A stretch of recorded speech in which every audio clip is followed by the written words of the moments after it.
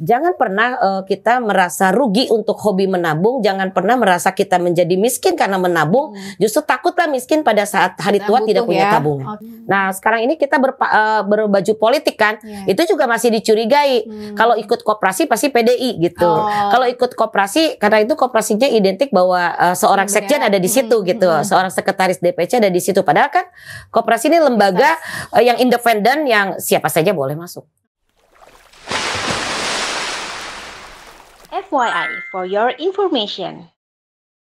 Oke, Assalamualaikum warahmatullahi wabarakatuh. Hari ini adalah program perdananya Metropolitan TV, namanya FYI. Apa itu FYI? For your information. Jadi ini merupakan mengungkap sisi lain dari seorang tokoh ataupun sosok yang hari ini kita undang. Dan sore ini saya udah punya tamu spesial banget.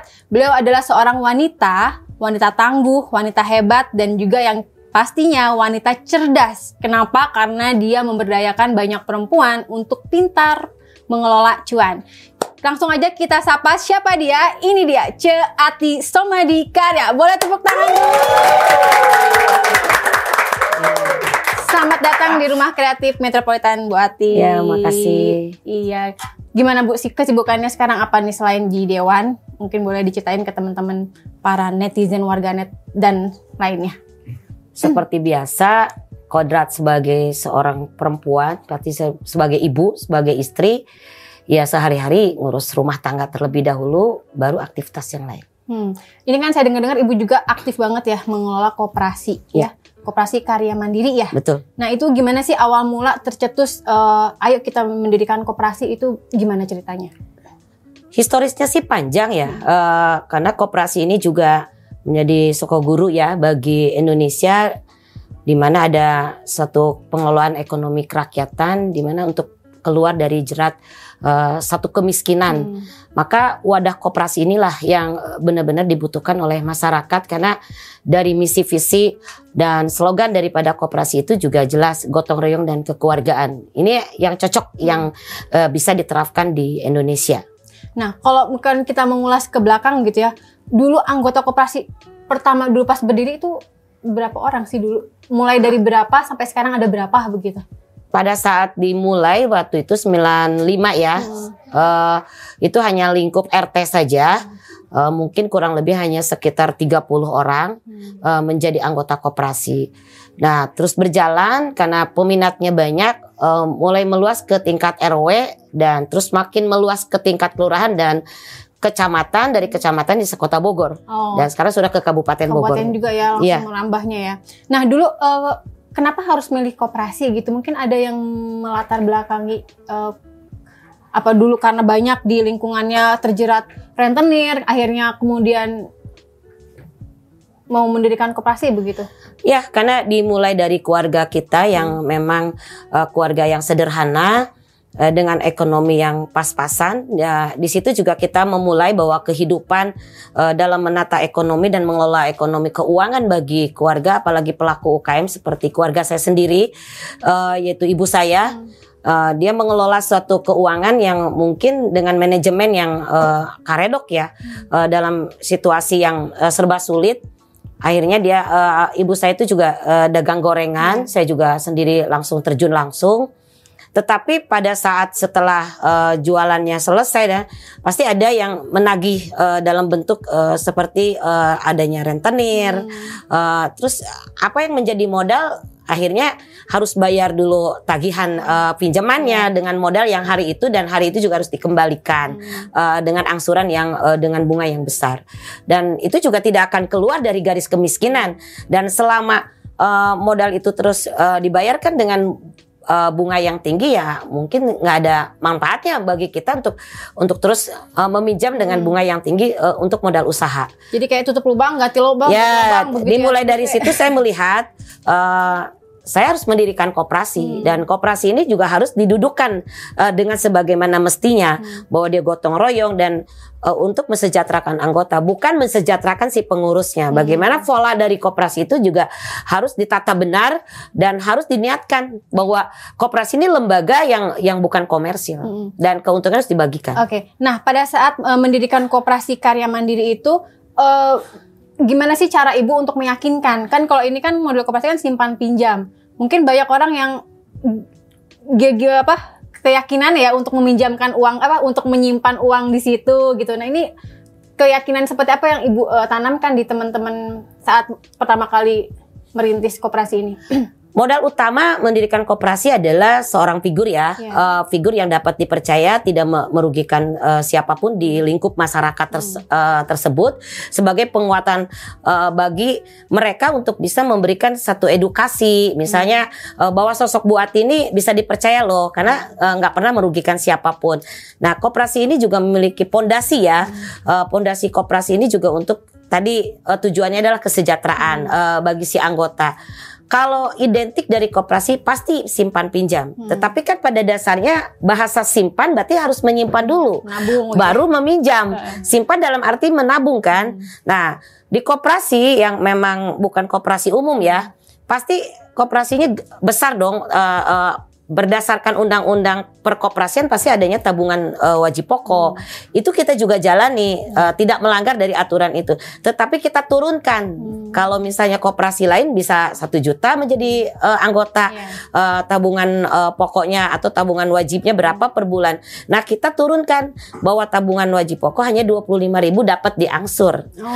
Rp1.000 per hari sampai ke 30 hari menjadi anggota tetap di koperasi yang memiliki tabungan wajib pokok tadi. Oh, berarti sehari hanya 1.000, berarti sebulannya ya 30.000 ya? Iya, tapi dari anggota pertama ketika dia serius menjadi anggota harus mencapai 25.000. Setelah bulan kedua dia harus nabung hanya 1.000 minimal.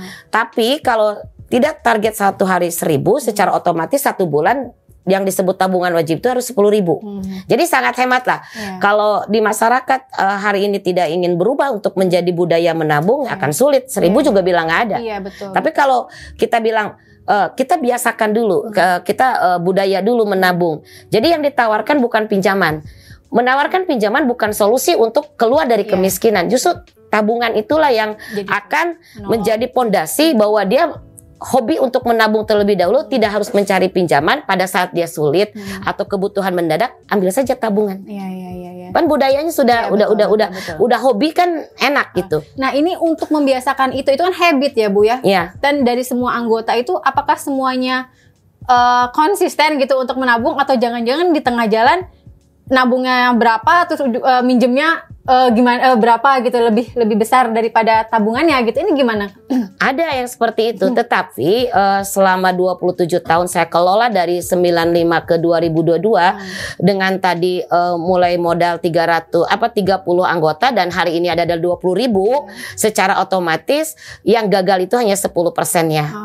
Nah, tingkat NPL-nya juga kecil, kredit macetnya. Nah, lebih banyak di koperasi saya itu adalah tabungan dibanding meminjam. Sekarang kalau sudah budayanya hobi, budayanya nabung, ditawarin pinjaman juga nggak mau. Jadi koperasi saya tuh sangat berbeda dengan koperasi yang lain. Kenapa lebih ke titik berat untuk menjadi seorang perempuan Pandaringan di Tatar Sunda, khususnya Bogor, adalah untuk hobi dulu menabung. Untuk mengajak itu ada satu yang saya sebutkan bahwa jangan takut menabung. Justru takutlah Anda tidak punya tabungan. Tidak punya tabungan pada saat Anda adalah memiliki satu kesulitan. Itu kan di tengah pandemi kemarin. Artinya terbantu juga masyarakat Kota Bogor pada saat di PHK, tidak boleh beraktivitas, mereka pada ngambil tabungan. Langsung berbondong-bondong ya? Sangat berbondong-bondong, dan itu keluar uang kurang lebih 20 miliar. 20 miliar. Di masa Covid 2 tahun ya. Itu bisa terbantu, dan itu jawaban bahwa jangan pernah kita merasa rugi untuk hobi menabung, jangan pernah merasa kita menjadi miskin karena menabung, justru takutlah miskin pada saat hari tua tidak punya tabungan. Gitu. Nah, ini pada saat Ibu pertama kali merintis gitu ya, ada nggak kesulitan-kesulitan apa sih yang saat itu ditemui? Kan mungkin kan kalau sekarang 20.000 oke lah, sudah banyak begitu ya. Pada saat dulu kan mungkin naiknya kan mungkin pelan. Itu apa kesulitan yang pernah dialami saat dulu? Musuhnya rentenir. musuhnya rentenir dan kita sulit masuk ke basis RT RW, mungkin saja oknum RT RW-nya rentenirnya. Kan mungkin piring nasi ya di situ akan berebut kan, bahwa saya tidak akan mengganggu. Saya ingin koperasi saya masuk karena untuk membiasakan dan membudayakan perempuan untuk menabung. Saya tidak mengarah kepada kaum laki-laki, tetapi saya mau kaum perempuan sebagai perempuan Pandaringan. Sulit lah kalau untuk masuk karena ditolak ya. Nah sekarang ini kita berbaju politik kan, itu juga masih dicurigai. Kalau ikut koperasi pasti PDI gitu. Kalau ikut koperasi, karena itu koperasinya identik bahwa seorang sekjen ada di situ gitu, seorang sekretaris DPC ada di situ. Padahal kan koperasi ini lembaga yang independen yang siapa saja boleh masuk. Oke. Nah terus Bu, sekarang ini kan anggotanya sudah 20.000 tersebar di kabupaten. Kalau boleh tahu pengurusnya ada berapa Bu? Pengurus koperasi yang bekerja sama ya dengan kita ada 500 di kota dan kabupaten. Yang disebut adalah koordinator wilayah yang berbasis RW. Oh, berarti per RW ya? Ada berbasis RT dan RW lah. Oke. Nah itu kalau untuk di koperasi ini warganya yang langsung mendatangi koordinator RW gitu untuk menabung atau memang ditagih door to door gitu? Koordinatornya langsung, karena orang situ langsung. Karena gini, tujuannya adalah menciptakan lapangan pekerjaan, mengedukasi bahwa arti penting menabung itu harus ada figur yang memang niatannya adalah ikhlas dari sisi sosial kemanusiaan, dia mau bekerja door to door tanpa digaji. Digaji, tetapi dapat satu imbalan ya, yaitu disebut komisi atau fee-nya. Oke. Nah ini kan saya suka ngatur di status ibu itu kan kalau pas lagi lebaran gitu ya, suka banyak tuh paket-paket segala macam. Itu terpisah dari tabungan yang dia sisipkan. Ada juga ya? Iya ada dua. Jadi ada tabungan yang konvensional tadi, ada tabungan paket lebaran. Karena kita juga prihatin dalam bentuk paket lebaran banyak sekali penipuan, banyak sekali rentenir berkedok koperasi, banyak sekali arisan ya. Tetapi mereka yang dirugikan siapa? Masyarakat. Karena lembaganya tidak jelas, si pemegang paketnya juga belum tentu bisa bertanggung jawab, mungkin hanya setahun sampai ke 5 tahun, kesananya juga nggak ini. Maka kita karena benderanya adalah KSU, Koperasi Serba Usaha, jadi bisa untuk membuat tabungan paket lebaran yang ditawarkan oleh ke masyarakat. Ada yang sehari 1.000, ada yang 2.000, dan itu lengkap untuk lebaran. Jadi ada kuenya, ada berasnya, ada dagingnya. Jadi mereka itu hanya 1.000 sehari, lebaran udah lengkap. Oke, nggak usah khawatir besok mau beli daging nggak ada gitu, karena udah dicicil gitu. Udah dicicil dari setahun itu gitu. Nah ini kalau syarat bergabung dengan KSU Mandiri, selain tadi membayar 1.000 per hari begitu ya. Ada persyaratan lainnya nggak sih Bu? Mungkin warganet, netizen juga pengen tahu gitu kalau pengen gabung di Koperasi Karya Mandiri. Itu anggota koperasi boleh siapa saja, boleh perempuan, boleh laki, tetapi kita mengedepankan adalah usia perempuan yang sudah menikah. Jadi gadis itu kita tidak menerima terlebih dahulu. Tidak masuk dalam target. Tetapi ibu rumah tangga yang pernah menikah atau status janda tadi juga boleh. Laki-laki juga sama. Nah, untuk bergabung cukup dengan tadi dengan 1 lembar KTP dan siap untuk memenuhi tabungan wajib pokok tadi. Oke. Kalau boleh tahu nih sasarannya sendiri lebih ke ibu rumah tangga itu ada motivasi apa sih Bu? Kenapa yang disasar lebih konsennya ke wanita yang sudah berumah tangga? Nah, seorang figur ibu sebagai apa nanti menjadi panutan bagi putra putrinya, bahwa seorang ibu itu bisa mengelola keuangan, bahwa dia harus bisa menyisihkan lah sedikit dari uang yang dihasilkan kerja kerasnya, apakah itu dari suami atau dari diri dia sendiri, itu dapat disisihkan. Nah, seorang perempuan kalau sudah urusan uang atau dengan transaksi pinjaman, dia lebih disiplin dan lebih bertanggung jawab. Maka saya koperasinya lebih dikenal 99% adalah anggotanya perempuan. Ibu rumah tangga. Iya. Oke. Nah Bu, kalau boleh tahu program andalan di Koperasi Karya Mandiri ini apa sih Bu? Boleh di-share nggak? Saya pernah lihat salah satunya untuk penguatan UMKM ya. Jadi ada bantuan modal kayak gitu. Itu gimana? Ada program unggulan yang memang hari ini tetap berjalan, yaitu pinjaman tanpa bagi hasil atau tanpa bunga. Itu diperuntukkan kepada mereka-mereka perempuan pelaku UKM.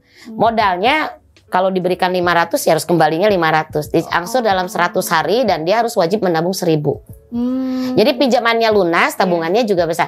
Pada saat pinjamannya lunas dia nggak usah minjem karena tabungannya udah lebih gede daripada yang dipinjam, modal usahanya tadi. Akhirnya bergeserlah rentenir yang tidak menyentuh UKM itu sendiri. Oh gitu. Nah ini Ibu kan memberikan pinjaman tapi tanpa ada apa ya? Bagi hasil bunga gitu. Nggak ada bagi hasilnya, ini nggak rugi Bu? Kan gini, karena benderanya tadi kembali kepada koperasi serba usaha, keuntungannya bukan dari situ. Justru uang yang masuk kita kelola untuk membelanjakan kebutuhan perempuan atau ibu rumah tangga dalam bentuk sembako atau barang-barang elektronik yang dibutuhkan. Jadi keuntungannya jelas bukan dari pinjaman tadi, tetapi kamu kalau jadi anggota, kalau mau kredit mesin cuci ya, TV, blender di koperasi ya. Jadi semua perlengkapan rumah tangga, daster apa semua ada di koperasi. Oh, itu ya. Jadi itulah untungnya. Ya? Iya, karena untungnya dari situ. Kalau gak ada dong. Iya benar. Jadi kalau kita di sisi lain kita dapat untung, di sisi lain pinjaman yang tanpa bunga juga kita berikan dalam aksi sosialnya. Oke. Gitu. Nah ini kalau misalkan dari yang tadi pinjaman tanpa bagi hasil gitu ya, melihat di Kota Bogor sendiri kan kota dan kabupaten. Iya. Sejauh mana Ibu melihat potensi pelaku usaha yang ada di kota dan kabupaten Bogor untuk emang mereka perlu bantuan modal dan itu mereka bisa bertahan gitu? Dari evaluasi dan analisa yang saya petik dari pergerakan pinjaman tanah, 70% berhasil, mereka sudah meninggalkan satu kebiasaan instan meminjam pada rentenir. Akhirnya sudah beralih dari hobi minjam jadi hobi nabung.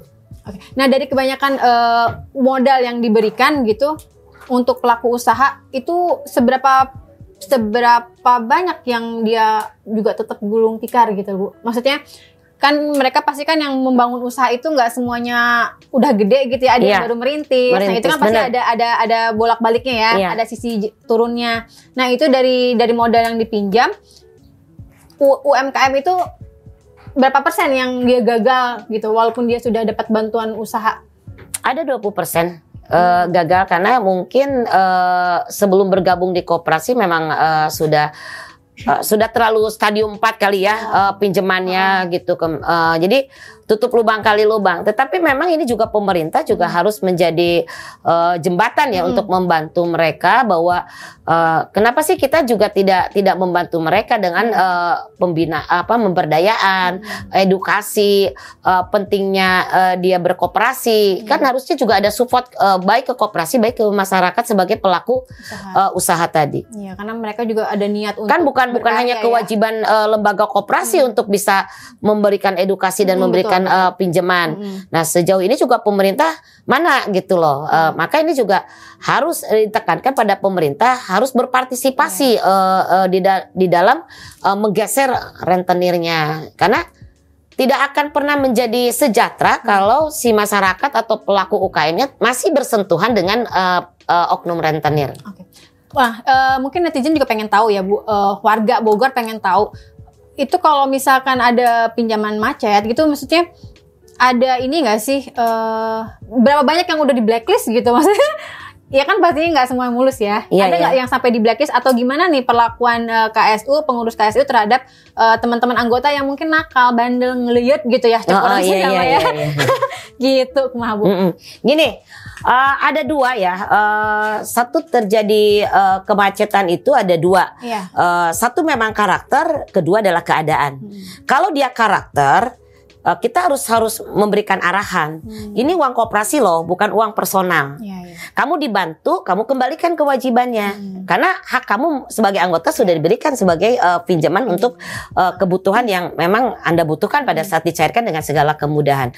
Pada saat untuk mengembalikan satu kewajibannya, karena memang dia karakternya dengan banyak alasan, terus mungkin juga ya lebih galak yang si pinjamnya daripada si korwilnya gitu ya. Kita akan memberikan edukasi secara kekeluargaan dengan baik. Sejauh mana niatnya untuk mengembalikan kewajiban tersebut.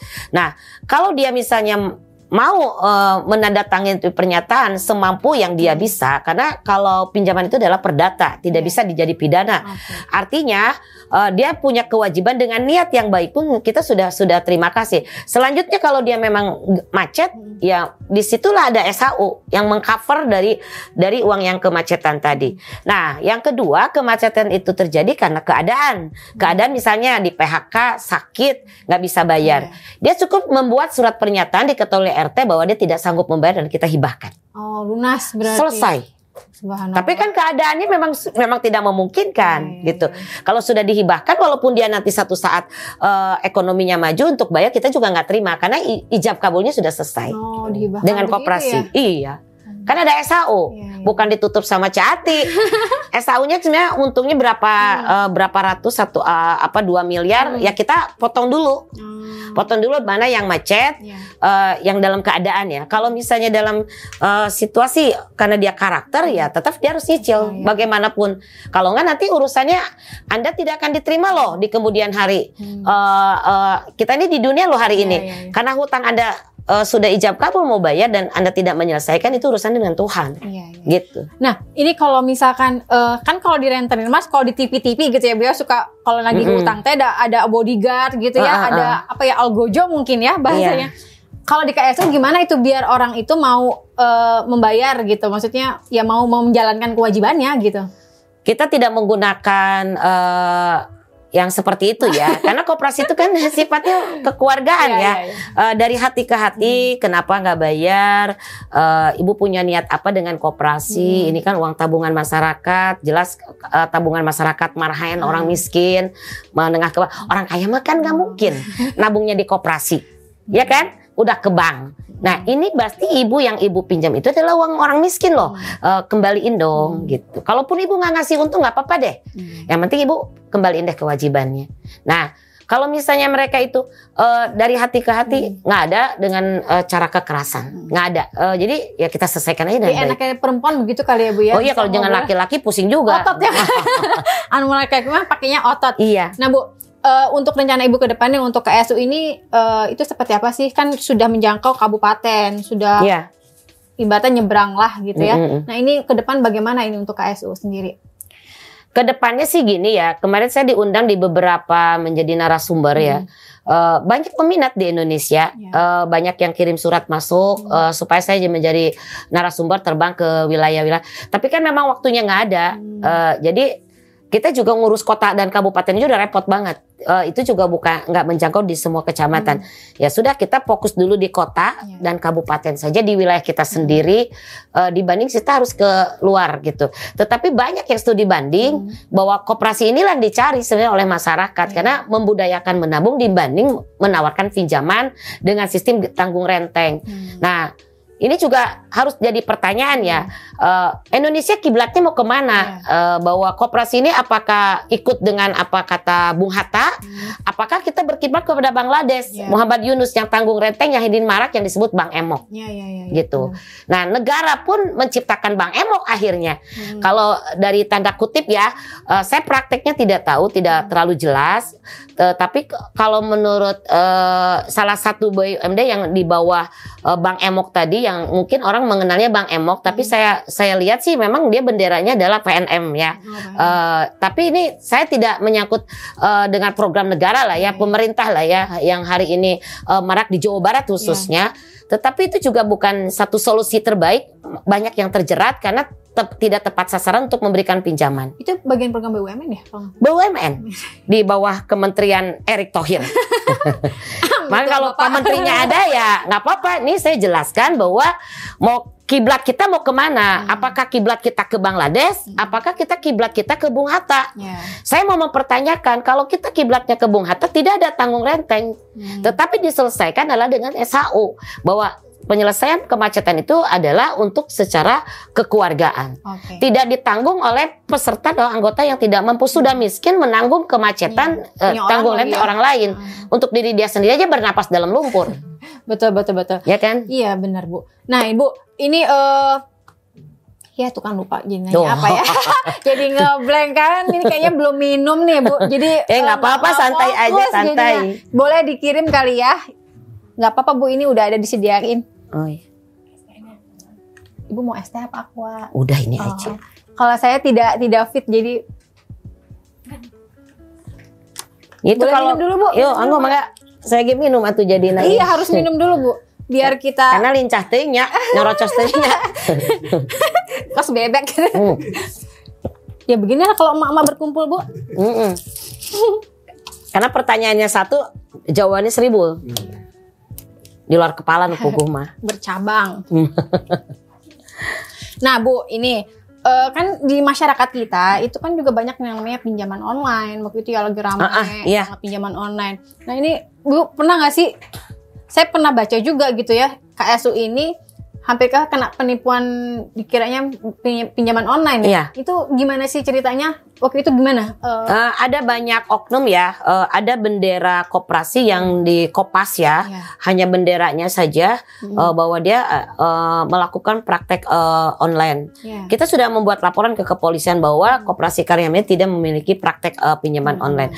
Pinjaman online ini juga lebih berbahaya dengan rentenir, lebih berbahaya dan lebih memiskinkan. Tolong di note ya buat Iya. warga Bogor. Iya, Jangan lebih sampai kena. berbahaya, lebih memiskinkan karena dia rentenir berkedok pinjaman online yang bunga berbunga. Penawarannya enak kan? Iya. Tinggal main jempol tanpa, jadi jempolnya lebih cepat daripada otaknya gitu. Akhirnya diklik, jadi data diambil, dikopas dan akhirnya banyak mereka si nasabah yang sudah terjerat, yang pinjamannya sekian, tagihannya sekian, dan bahasa di pinjaman online itu juga kurang santun dan bergeser dari budaya bangsa kita ya, dengan menyerang, terus dengan menelepon dari data yang diambil. Nah, saya juga ke masyarakat Kota Bogor, janganlah sekali-kali untuk mencoba meminjam pinjaman online kalau masih ada koperasi sehat di Kota Bogor. Oke, Bu. Mungkin beralih ke sekarang aktivitas Ibu ya di Dewan ya. Siap. Ini kan Ibu juga menjadi anggota Dewan di Komisi 2 Ekonomi juga ya, berhubungan dengan ekonomi masyarakat. Nah, itu boleh dijelasin nggak Bu? Kira-kira yang saat ini Ibu perjuangkan di Komisi 2 ini apa sih untuk warga Kota Bogor gitu? Dari waktu dekat kemarin sudah diparipurnakan, kita miliki wacana inisiatif DPRD adalah Perda pencegahan pinjaman online. Ini akan menjadi satu kerangkang atau pondasi bagi masyarakat untuk dapat edukasi bahwa untuk menghindari pinjaman online tadi. Itu salah satunya adalah Perda inisiatif DPRD dan mungkin akan dibahas di minggu ini dan akan menjadi Perda. Mudah-mudahan di gubernurnya lolos. Karena ini perda dari Kota Bogor pasti dibahas. Nanti dapat nomornya tetap dari gubernur. Apakah ini juga bisa untuk menjadi satu perda dan aturan bagaimana menjadi payung hukum. Nah, harapannya dengan raperda yang diinisiatifkan Dewan ini, raperda pinjaman online ini apa untuk warga Bogor? Maksudnya realnya itu apa dengan ada perda ini, lalu kenapa gitu, ada apa gitu? Nah, ini kan NA-nya udah beres ya, tapi kan belum dibahas. Nanti secara detail bahwa pasal per pasal, bab per bab itu ada. Apakah ini menjadi kena sanksi menjadi pidanakah ketika orang terjerat, ataukah memang sudah selesai untuk tidak dibayar? Kalau dengan cara-cara yang tidak baik, karena itu pinjaman online-nya misalnya bodong. Kalau resmi kan kita juga nggak bisa, ya. Ini kan ada pinjaman yang bodong, ada pinjaman online yang resmi gitu. Yang OJK gitu. Ya kita lihat aja nanti apakah itu ada sanksinya atau tidak bagi masyarakat, atau dia juga perlu bantuan hukum kah gitu ketika dia terjerat yang didanai oleh APBD Kota Bogor. Beberapa waktu lalu kan Ibu itu terbilang anggota Dewan yang cukup keras dan ya sesuai dengan partainya kali ya, PDIP, partainya Wong Cilik begitu ya. Jadi benar-benar membela teman-teman yang dia kalangan bawah begitu. Salah satunya PKL ya. PKL yang terus disuarakan oleh Ibu gitu ya. Nah, untuk sejauh ini nih 2 periodenya Kang Bima begitu untuk masalah PKL, ini gimana penataan PKL di Kota Bogor? Kelihatannya sih bagus gitu, cuman saya nggak tahu Ibu sebagai di anggota Dewan yang banyak mungkin mendapatkan keluh kesah dari orangnya langsung pada pedagang, itu gimana gitu tentang penataan PKL di Kota Bogor? Kembali ke penataan kota ya. Siapa sih masyarakat yang tidak ingin kotanya bagus, indah, sejuta taman gitu? Mau dong. Ya, betul. Tetapi apakah dengan taman yang banyak, kota yang bagus, isi perut masyarakat bisa untuk kenyang? Balik lagi ke situ. Harus menjadi keseimbangan yang memang harus benar dipikirkan. Mana zona PKL, mana zona untuk taman. Untuk zona yang memang tidak ada non PKL misalnya. PKL ini juga bukan musuh, mereka masyarakat Kota Bogor lebih banyak. Nah, PKL ini juga harusnya memang dirangkul. Kalau mau dieksekusi, pasti ada tempat yang direlokasi, yang disiapkan secara layak, memanusiakan manusia. Tapi kalau misalnya digusur tiba-tiba, terus mereka juga tidak dianggap manusia untuk bisa melanjutkan untuk bisa mencari ekonomi untuk keluarganya sendiri. Negara itu harus hadir. Jangan semena-mena. Kalau misalnya pemerintah punya kebijakan itu, kita duduk bersama dulu. Mana yang menjadi zona, mana yang mau dieksekusi, mana untuk jadi relokasi. Nah, kita harus duduk tahapannya, bukan hanya semena-mena. Nah, kalau misalnya mereka sudah duduk bersama, pasti nerima. Saya ini nggak boleh loh di sini. Kamu dipindahinnya lo ke sini, gitu. Pindahnya jangan jadi lebih mahal, gitu loh. Pindahnya relokasinya juga infrastrukturnya harus disiapkan, harus benar. Selama ini berarti belum duduk bersama ya Bu ya? Maksudnya nggak ada. Kalau ada keluhan ke dewan pasti duduk tidak ada kesepakatan. Duduknya bersama siapa nggak tahu gitu ya. Makanya kalau ada masyarakat datang ke dewan, karena itu memang rumah rakyat. Iya, betul. Mereka mewakili suaranya di pundak kita dan kita harus memperjuangkan selama dia tidak melanggar aturan. Tapi kalau dia melanggar aturan, kita juga nggak bisa karena kita aturannya yang kita buat. Masa kita bela yang salah gitu. Selama dia benar, posisinya dia benar, kita bela. Bisa berhadapan dengan pemerintah Kota Bogor antara DPR dengan eksekutif. Ya, padahal PKL itu kalau misalkan dibina dikasih wadahnya, itu juga bisa jadi sumber ekonomi untuk Pemda juga ya. Iya, tapi betul. Kalau sekarang PKL-nya berarti PAD-nya kemana? Berarti menurut saya sih PKL yang hari ini ya sudah ditata lebih baik lagi karena memang sudah ada tempat relokasi yang kita sarankan. Maka eksekutif juga harus menjalankan itu supaya tidak ada terjadi miskomunikasi dengan eksekutif dan legislatif gitu. Sekarang gini, eksekutif pada saat butuh suara juga rakyat. Nah, legislatif juga pada saat butuh suara juga rakyat juga. Kita mau membela siapa sih jabatan kita? Jabatan yang ada di pundak dan melekat di badan kita kan untuk kesejahteraan dan kemudahan masyarakat. Dari rakyat ya untuk rakyat lagi gitu ya. Ngapain sih harus mempersulit kalau itu bisa? Kalau nggak bisa, undang-undangnya ada di lebih atas, ya kita juga nggak bisa melanggar karena undang-undang juga tidak bisa berdiri sendiri. Ada undang-undang, ada Kemendagri, ada PP, ada Perda, ada Perwali, ada Perkub. Itu juga harus dipatuhi karena tidak mungkin bahwa undang-undang berdiri sendiri tanpa ada payung hukum di atasnya. Ada turunan-turunannya sampai ke bawah detail ya Bu ya. Kalau PKL itu dibagaimanakan gitu. Jadi kalau hari ini pemerintah punya hasrat untuk menatasi PKL itu ya laksanakan. Terus sejauh ini PKL yang sudah direlokasi ada gak sih kontribusi PAD-nya? Ini juga nggak jelas. Ada kan PKL yang direlokasi ke sini. Terus ada pelaku kuliner yang dari Liar ke Sempur. Tahu kan Sempur? Kontribusinya apa ke PAD? Nggak ada. Ada mungkin ke itu ya. Ada oknum-oknum. Sekarang saya tanya pada saat rakor dengan pemerintah yang diwakili oleh Dinas Frindakop. Berapa lokasi kawasan kuliner yang memiliki kontribusi? Sementara yang kita lihat ada zona kuliner itu sekitar kurang lebih ya ada Malabar, ada Gang Slot. Ini yang bisa bayar apa? Hanya Gang Slot. Ya, sisanya kemana? Kan ini aneh juga gitu. Jadi inilah yang harus terbuka bahwa uang rakyat, keringat rakyat kembalilah kepada rakyat yang sebenarnya. Kalau kita terlalu tertutup, nah bahwa mereka yang mencari sesuap nasi digusur hanya untuk kepentingan taman, berhadapan dulu sebelum lu selesaikan kesejahteraan dan isi perut rakyat. Begitu. Luar biasa. Boleh tepuk tangan dong buat Bu Ati yang benar-benar. Nah, ini bejaan. Nah, ini ada pertanyaan nggak baik dari TikTok, coba. Tadi ada tips buat awal usaha di era milenial. Oh, tips usaha di era milenial. Ini buat pemula. Buat pemula, Bu Ati boleh ngasih tips nggak Bu? Buat kan tadi kan Koperasi Karya Mandiri menghadir untuk bisa memberikan modal gitu ya, salah satunya untuk pemula bisnis ya. Nah ini pengen tahu tipsnya Bu buat pengusaha pemula gitu. Ya kalau pengusaha pemula salah satu yang harus dipikirkan adalah lokasi dulu. Kalau terus jangan produksi dulu, marketingnya dulu. Kan Kalau misalnya kita produksi nggak ada yang belinya apa? Nah, inilah menjadi campur tangan pemerintah bagaimana orang produksi dibutuhkan kerjasama dengan siapa. Ketika orang pemerintah mengeluarkan izin hotel, Indomaret dan segala macam, milenial harus dihadirkan. Syarat dong. Lu boleh bikin Indomaret, Hypermart, ya dong. Tapi ini ada loh milenial. Kan nggak usah dikasih modal, ya dong. Bahwa marketnya ada. Terus mau yang dibutuhkan masyarakat apa produknya? Ya dong, lu bikin dong produknya. Kalau produknya nggak mampu, edukasi dong, pelatihan. Itu negara harus hadir.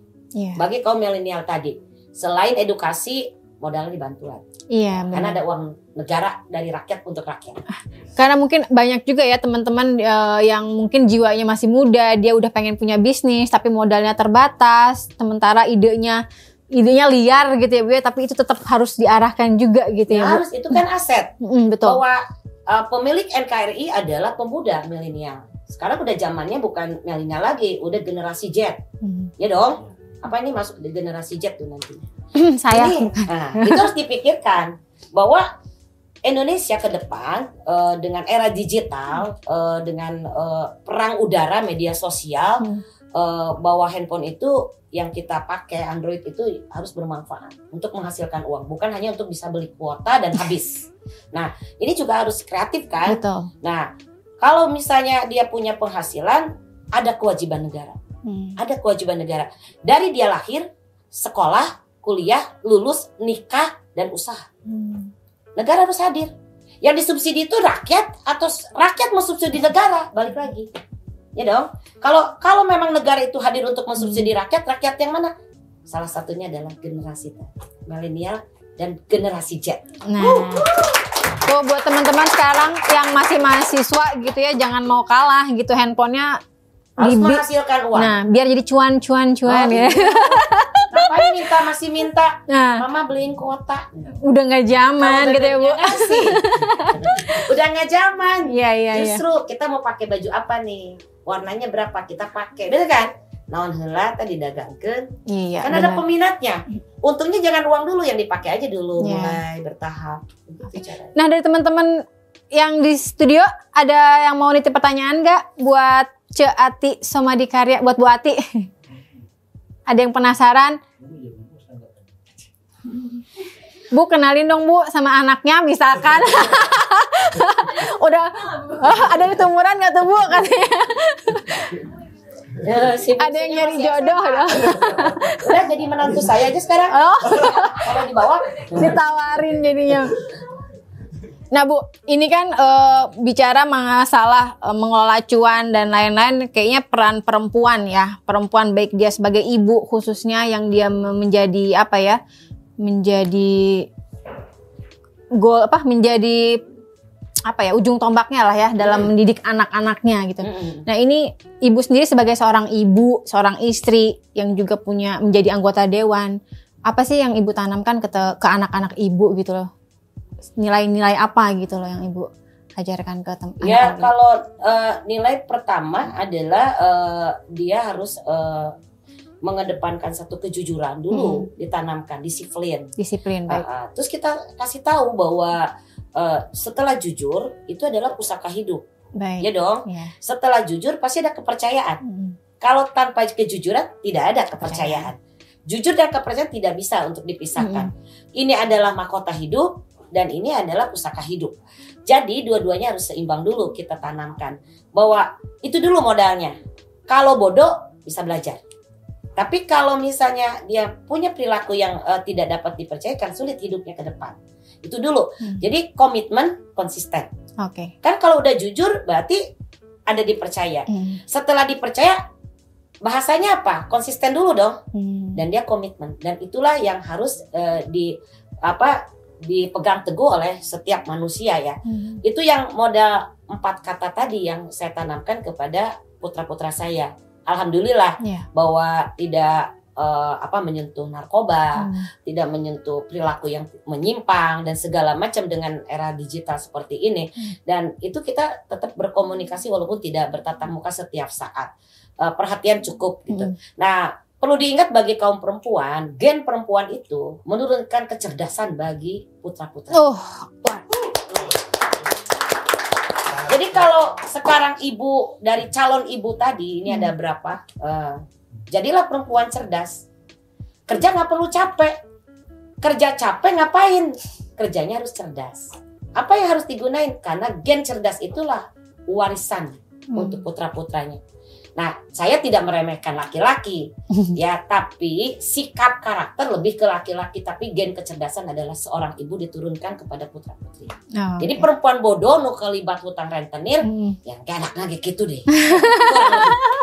Jangan mencontohkan perilaku yang seperti itu dan akhirnya biasanya ya, ini yang tidak disadari oleh seorang ibu ya. Kalau putranya masih kecil, putrinya masih kecil, ada yang nagih, bilang ya ibunya nggak ada, itu udah belajar bohong.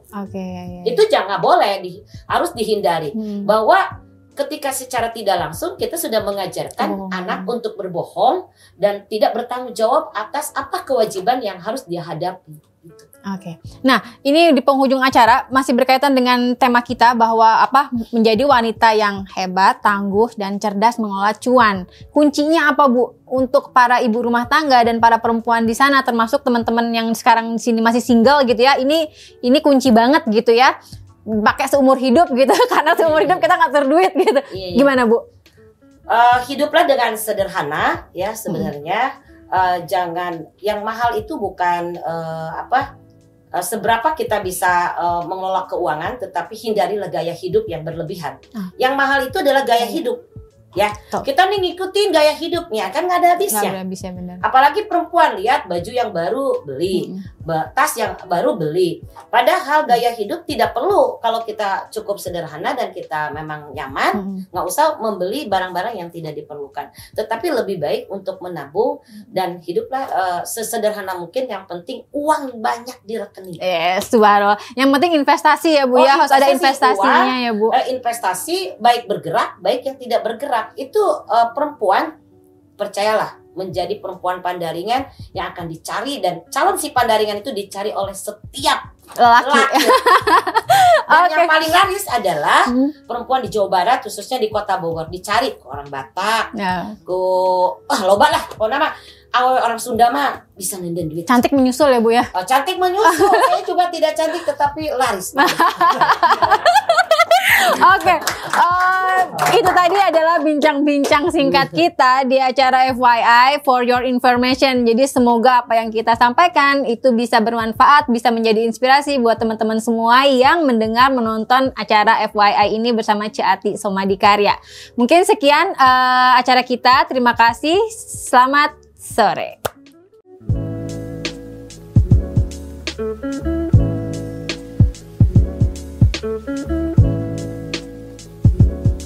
Thank you.